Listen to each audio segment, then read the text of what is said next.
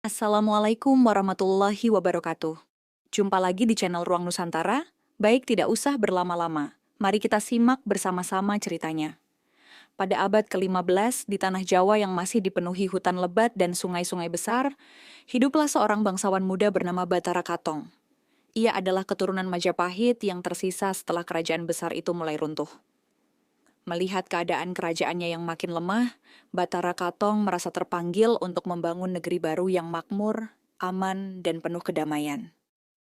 Ia memulai perjalanan panjang bersama para pengikut setianya. Mereka berjalan melewati gunung, hutan, hingga padang ilalang. Batara Katong tak hanya mencari tanah biasa, ia mencari tanah yang secara spiritual kuat, subur, dan dapat menjadi pusat pemerintahan baru. Dalam perjalanan itu, mereka seringkali menghadapi hewan buas, cuaca buruk, dan wilayah-wilayah awo asing yang penuh misteri. Suatu malam, saat mereka beristirahat di bawah pohon beringin besar, Batara Katong bermimpi. Dalam mimpinya, seorang lelaki tua berjubah putih menunjuk ke arah barat sambil berkata, "Carilah tanah di mana macan dan ular berdamai, di sanalah takdirmu." Bangun dari tidur, Batara Katong segera mengajak pengikutnya menuju ke arah barat. Dalam perjalanan, rombongan ini mulai mendengar cerita rakyat tentang tanah aneh di ujung barat, di mana sering terlihat macan loreng dan ular besar hidup berdampingan tanpa saling memangsa. Hati Batara Katong berdebar. Mungkinkah ini tanah yang dimaksud dalam mimpinya? Semangat mereka pun membara. Tanpa ragu, mereka melanjutkan perjalanan menuju tanah yang kelak akan dikenal sebagai Ponorogo. Rombongan Batara Katong akhirnya tiba di sebuah hutan lebat yang disebut penduduk lokal sebagai Wengker. Hutan ini terkenal angker, penuh binatang buas dan suara-suara aneh saat malam tiba. Konon, hutan ini dihuni oleh makhluk halus dan roh-roh penasaran. Banyak orang yang masuk ke Wengker, tetapi sedikit sekali yang kembali. Meski para pengikut Batara Katong mulai ragu, sang pemimpin muda itu tetap mantap. Ia berkata, "Tanah yang mulia tak akan mudah diraih. Kita harus melewati ujian." Malam itu, mereka membuat perkemahan di tepi hutan. Namun menjelang tengah malam terdengar suara auman dan bisikan-bisikan gaib dari dalam hutan. Banyak prajurit yang ketakutan, sebagian bahkan mencoba melarikan diri. Batara Katong segera mengumpulkan para pengikutnya dan mengadakan upacara pemurnian.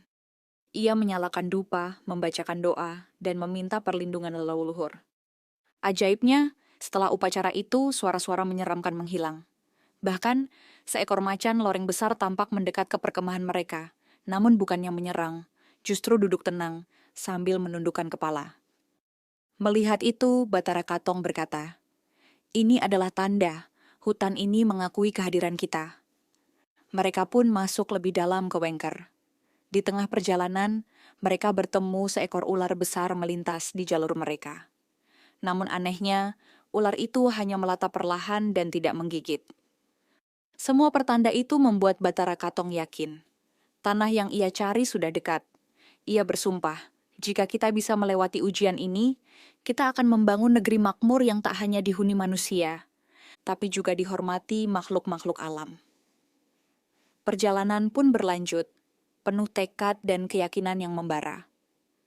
Setelah melewati hutan Wengker yang menyeramkan, Batara Katong dan pengikutnya menemukan sebuah dataran luas yang subur, penuh sungai kecil yang berkelok-kelok, dan sawah yang menghijau. Namun mereka juga mendengar bahwa daerah itu dikuasai oleh seorang pertapa sakti bernama Ki Ageng Kutu. Ki Ageng Kutu bukanlah orang biasa. Ia adalah mantan pejabat Majapahit yang kecewa terhadap keruntuhan kerajaannya dan memilih bertapa di tempat sunyi. Ia terkenal keras, tegas, dan sangat mencintai kebebasan. Saat Batara Katong meminta izin untuk membangun pemukiman, Ki Ageng Kutu menolak. Katanya, tanah ini bukan untuk kekuasaan baru, ini tanah bebas dari kerakusan manusia. Namun Batara Katong tidak menyerah. Ia memutuskan untuk mendekati Ki Ageng Kutu dengan cara yang lebih halus. Ia mengirim hadiah berupa hasil bumi, mengadakan pertunjukan wayang, dan menampilkan keahlian para pengikutnya dalam seni bela diri dan tarian. Hari demi hari, hati Ki Ageng Kutu mulai luluh. Ia melihat bahwa Bathara Katong bukan sembarang pemimpin. Ia punya jiwa besar, bijaksana, dan penuh hormat terhadap adat. Akhirnya, setelah melalui banyak perdebatan, Ki Ageng Kutu berkata, "Jika kau ingin membangun negeri, kau harus membuktikan bahwa engkau bisa menjaga keseimbangan alam dan rakyatmu." Sebagai tanda restu, Ki Ageng Kutu memberikan sebilah keris pusaka yang disebut keris Kiai Singkir. Keris ini dipercaya akan melindungi Bathara Katong dari mara bahaya dan membawa kemakmuran. Dengan hati penuh syukur, Bathara Katong bertekad, negeri baru ini akan menjadi lambang keseimbangan antara manusia, alam, dan makhluk halus. Negeri yang kelak akan dikenal sebagai Ponorogo. Setelah mendapatkan restu dari Ki Ageng Kutu, Bathara Katong bersama para pengikutnya mulai membuka hutan dan mendirikan pemukiman. Dengan kerja keras siang dan malam, mereka membangun jalan-jalan, rumah-rumah sederhana, serta sawah yang membentang hijau. Bathara Katong menamai tempat ini Kadipaten Ponorogo.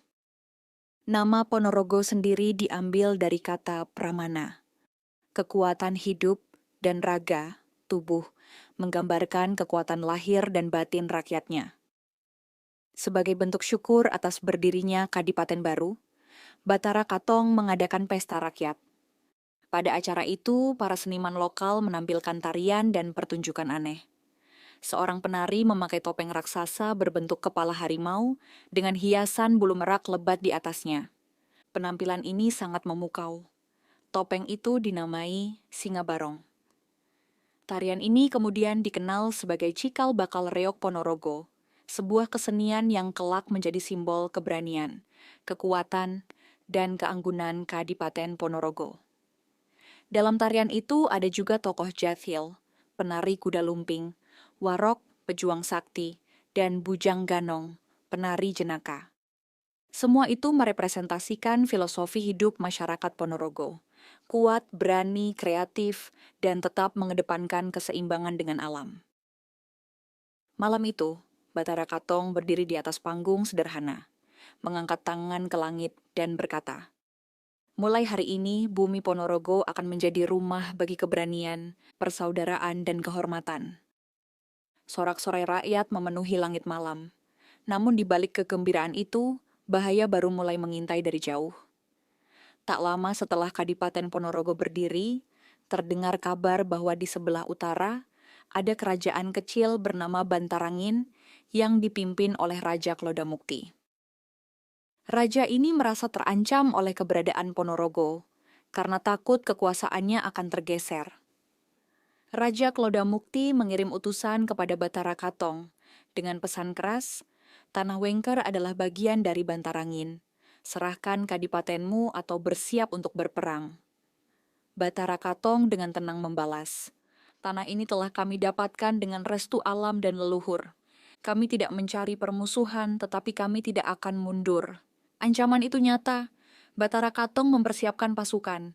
Ia membentuk prajurit khusus yang disebut Warok, orang-orang kuat, sakti, dan tidak takut mati. Warok inilah yang nantinya menjadi tulang punggung pertahanan Ponorogo. Bathara Katong juga memanggil para seniman reog untuk melatih prajurit dengan gerakan tari yang diubah menjadi teknik bela diri. Ini menciptakan perpaduan unik antara seni dan pertarungan. Menjelang perang, Bathara Katong bersemedi di sebuah gua sunyi. Dalam semedinya, ia mendapatkan wangsit bahwa kemenangan tidak hanya akan ditentukan oleh kekuatan fisik, tetapi juga kesetiaan hati rakyatnya. Dengan semangat membara, seluruh rakyat Ponorogo tua, muda, laki-laki, perempuan bersatu dalam satu tekad, melindungi tanah suci mereka. Malam sebelum peperangan, langit Ponorogo dipenuhi bintang-bintang. Bathara Katong berdiri di tengah lapangan luas, memandang langit dan berseru, "Ponorogo akan tetap berdiri. Dengan doa leluhur dan keberanian kita, kemenangan akan menjadi milik kita." Dan keesokan paginya, perang besar yang menentukan nasib Ponorogo pun dimulai. Fajar menyingsing dengan langit berwarna merah saga. Pasukan Bantarangin dipimpin sendiri oleh Raja Klodamukti bergerak menuju Kadipaten Ponorogo dengan penuh dendam. Pasukan itu terdiri dari prajurit bertameng baja, penunggang kuda liar, dan para dukun sakti yang dipercaya bisa mengutuk musuh. Bathara Katong memimpin sendiri pasukan Ponorogo. Di sampingnya berdiri para warok gagah. Wajah mereka dilukis dengan warna merah dan hitam, melambangkan keberanian dan kematian. Sebelum bertempur, Bathara Katong berdiri di depan para prajurit dan berkata lantang, "Tanah ini adalah warisan anak cucu kita. Jika kita mundur hari ini, nama kita akan hilang di telan sejarah. Tapi jika kita bertahan, nama kita akan abadi dalam kehormatan." Sorak-sorai membelah udara. Perang pun pecah. Teriakan, dentingan senjata, dan auman para warok menggema di seluruh tanah Wengker. Bathara Katong bertarung gagah berani. Dengan keris Kiai Singkir di tangannya, ia menebas maju menghadapi pasukan Bantarangin yang jauh lebih banyak. Namun semangat para prajurit Ponorogo jauh lebih besar. Mereka bertarung bukan hanya untuk hidup mereka, tapi untuk masa depan tanah yang mereka cintai. Di puncak pertempuran, Bathara Katong bertemu Raja Klodamukti. Terjadi duel sengit antara kedua pemimpin itu. Klodamukti, yang sakti dan berpengalaman, nyaris membuat Bathara Katong terdesak. Namun Bathara Katong mengingat wangsit leluhurnya. Kemenangan hanya diraih dengan hati yang murni. Dengan ketenangan, ia mengelak serangan demi serangan, dan akhirnya berhasil menjatuhkan Klodamukti dengan satu tusukan keris tepat di pundak, bukan membunuhnya, melainkan memaksa menyerah. Raja Klodamukti, dalam kondisi lemah, berkata lirih, "Kau bukan hanya ksatria, Bathara Katong, kau juga manusia sejati." Sebagai tanda kemenangan, Bathara Katong mengampuni Raja Klodamukti dan memberikan tanah baru untuk rakyat Bantarangin. Keputusan itu membuat semua orang kagum dan mengukuhkan Bathara Katong sebagai pemimpin yang tidak hanya kuat, tetapi juga bijaksana. Namun di tengah kemenangan itu, sebuah kabar lain datang. Kabar tentang seorang putri cantik dari Kediri yang konon diramalkan akan menjadi pelengkap kekuasaan Ponorogo, Dewi Songgolangit. Kabar tentang kecantikan Dewi Songgolangit tersebar hingga ke penjuru Kadipaten Ponorogo. Putri itu bukan hanya dikenal karena kecantikannya, tapi juga kecerdasannya. Ia adalah putri dari Adipati Kediri, dan dikatakan memiliki darah bangsawan serta kemampuan spiritual yang tinggi. Bathara Katong merasa bahwa untuk memperkuat Ponorogo, ia harus menemukan pendamping sepadan. Maka ia memutuskan untuk melamar Dewi Songgolangit. Namun Dewi Songgolangit bukan gadis biasa. Ia mengajukan syarat bagi siapapun yang ingin meminangnya. 1. Harus membawa rombongan seni yang belum pernah ada sebelumnya, yang memadukan keindahan dan kekuatan. 2. Harus mampu menunjukkan hewan ajaib yang belum pernah dilihat manusia biasa. 3. Harus membuktikan bahwa dia adalah pemimpin sejati yang tidak sekadar kuat, tapi juga adil dan bijaksana. Bathara Katong berpikir keras. Ia pun mengumpulkan para seniman, warok, dan ahli kerajinan dari seluruh Ponorogo. Dari mereka, lahirlah pertunjukan luar biasa. Gabungan tari topeng singa barong, para dewa rock, tarian jatil di atas kuda lumping, dan suara gamelan yang mendenting kuat namun indah. Sebagai hewan ajaib, mereka menciptakan sosok singa barong kepala harimau raksasa dengan bulu merak yang megah, yang seolah hidup dalam tarian. Sambil membawa pertunjukan itu, Bathara Katong berangkat ke Kediri. Ia tak hanya membawa kesenian, tapi juga membawa pesan bahwa Ponorogo adalah negeri yang kuat sekaligus mencintai keindahan. Dewi Songgolangit yang melihat pertunjukan itu terpesona. Ia tahu pria ini berbeda dari para pelamar lainnya. Namun sebelum ia mengiyakan lamaran Bathara Katong, ada satu ujian terakhir yang harus dilalui. Dewi Songgolangit tersenyum halus setelah menyaksikan keindahan pertunjukan reog dan keagungan singa barong. Namun ia tetap setia pada kata-katanya. Ada satu ujian terakhir sebelum ia menerima lamaran Bathara Katong.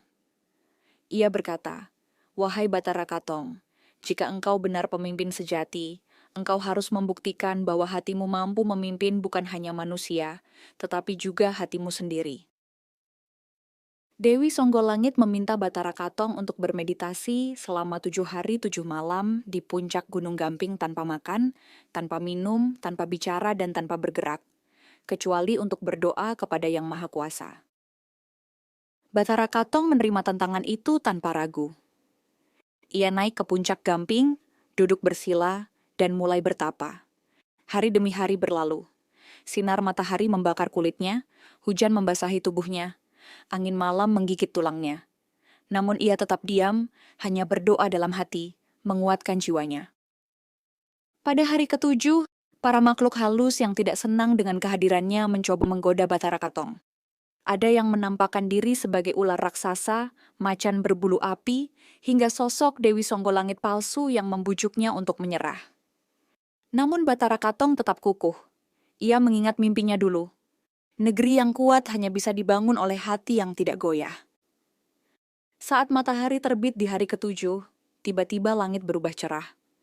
Pelangi membentang di atas puncak Gamping.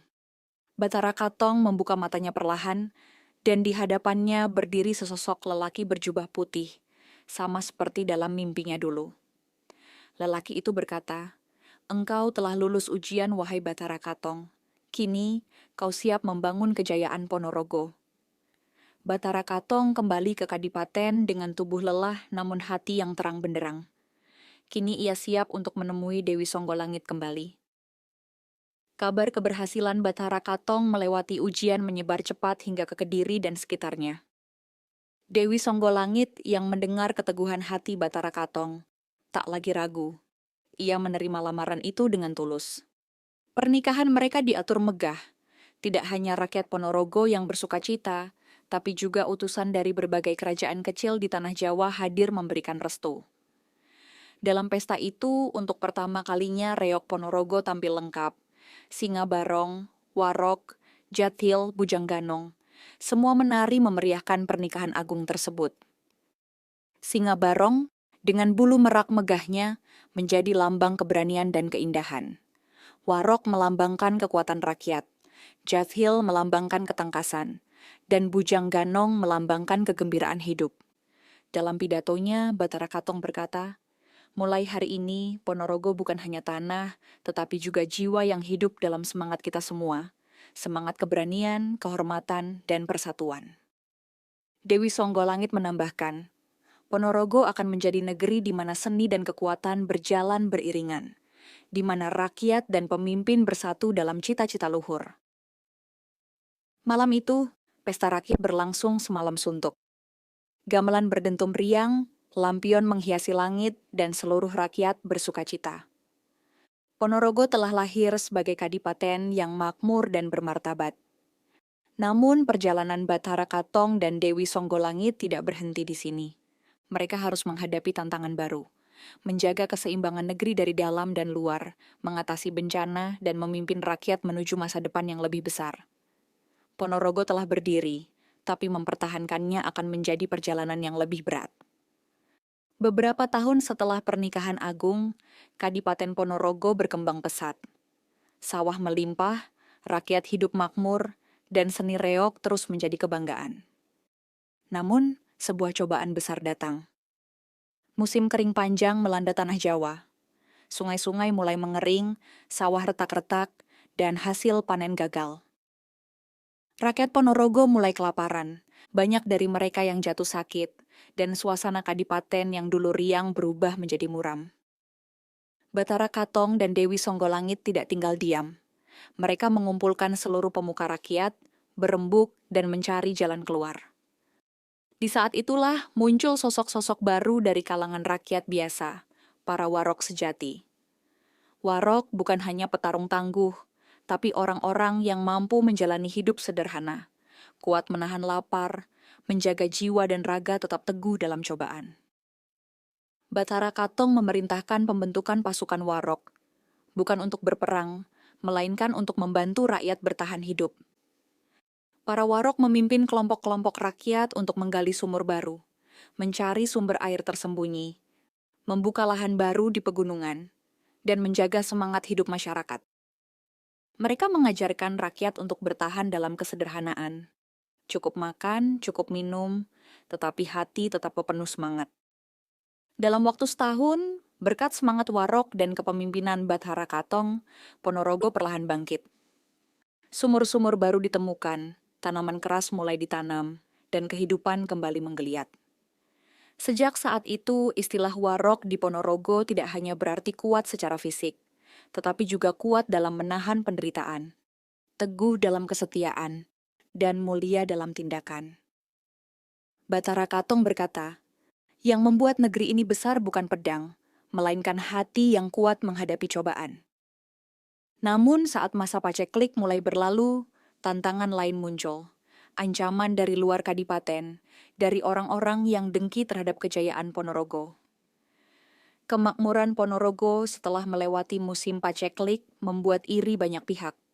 Beberapa kerajaan kecil yang sebelumnya menganggap remeh Ponorogo, kini mulai resah.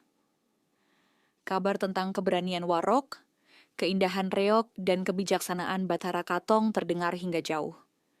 Tidak sedikit penguasa yang merasa terancam akan pengaruh budaya dan kekuatan kadipaten ini. Beberapa di antara mereka membentuk persekutuan rahasia, merencanakan sabotase. Mereka mengirim mata-mata untuk memecah belah rakyat Ponorogo dari dalam.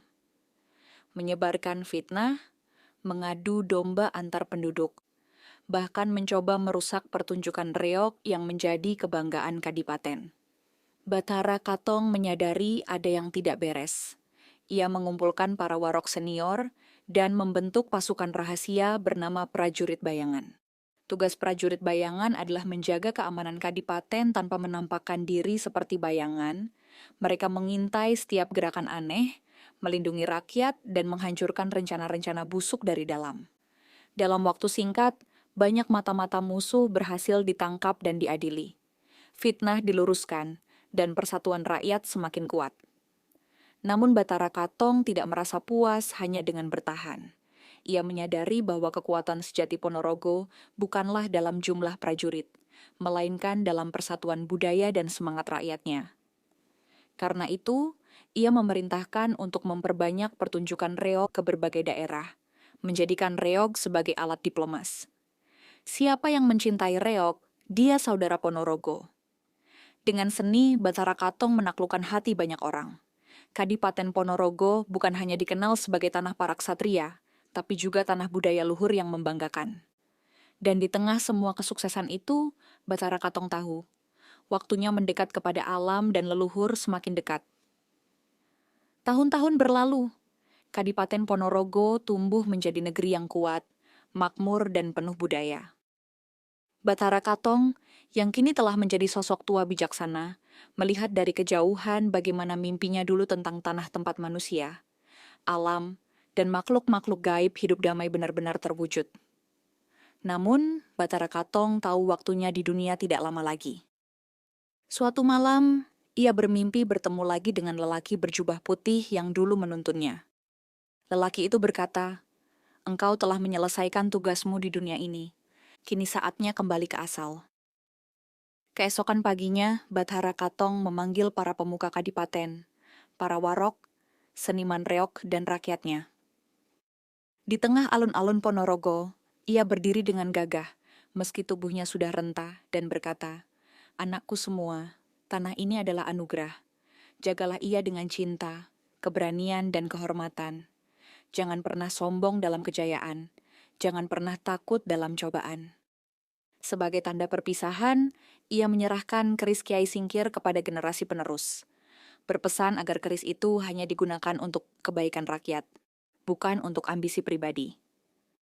Batara Katong kemudian berjalan perlahan menuju sebuah bukit kecil di pinggiran Ponorogo, yang kini dikenal sebagai makam Batara Katong. Di sana, ia bertapa untuk terakhir kalinya melepas segala ikatan duniawi dan menyatu dengan alam semesta. Rakyat Ponorogo berkabung, tapi juga bersyukur. Mereka tahu, meskipun Batara Katong telah tiada, semangatnya tidak pernah hilang. Warisan Batara Katong tidak hanya berupa tanah, kerajaan, atau pusaka, melainkan nilai-nilai luhur yang terus hidup dalam darah orang Ponorogo. Keberanian yang diwakili oleh warok. Keindahan dan kebijaksanaan yang diwujudkan dalam reog. Kesetiaan yang terlihat dalam persatuan rakyatnya. Kerendahan hati yang diwariskan dalam setiap ajaran. Hingga hari ini, reog Ponorogo tetap menari di setiap festival besar, memanggungkan singa barong yang gagah, para warok yang kuat, jatil yang lincah, dan bujang ganong yang ceria sebagai simbol bahwa semangat Batara Katong tetap hidup.